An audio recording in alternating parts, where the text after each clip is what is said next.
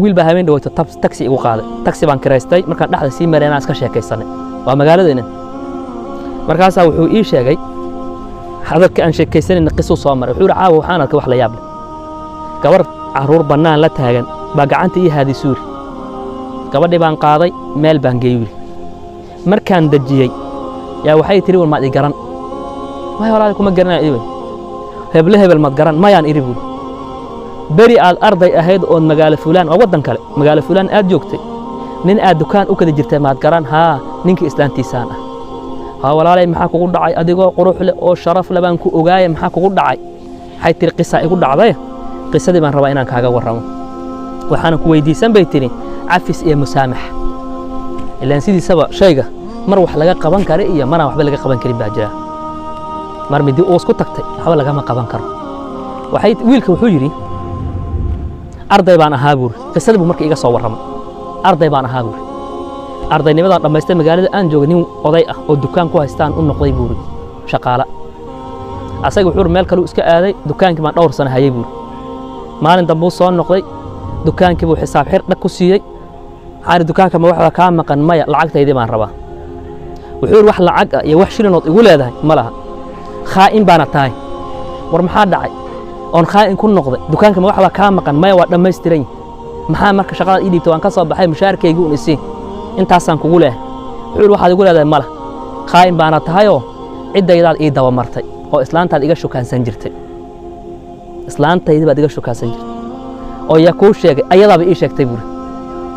ma dhici karo qof wax lagu tuhmaayo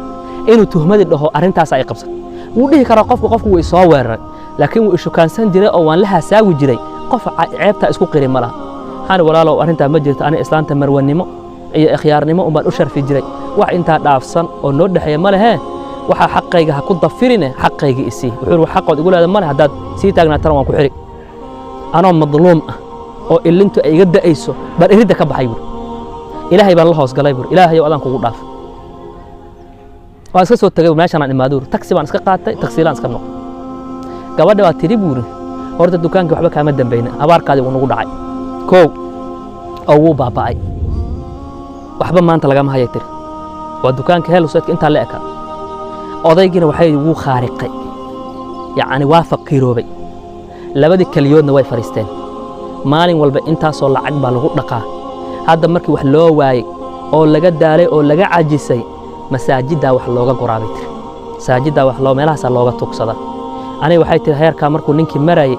waa la iga furay ilmihii baan la soo cararay meesha la imaaday qaad baan u galaabay tiri banaanka iyo qorraxdaas u fariistaa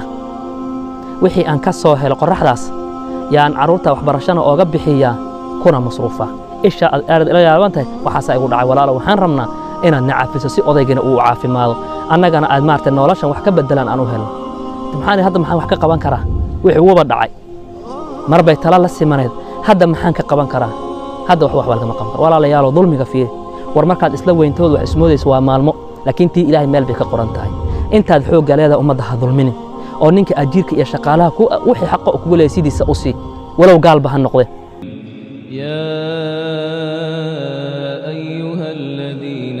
آمنوا صلوا عليه وسلموا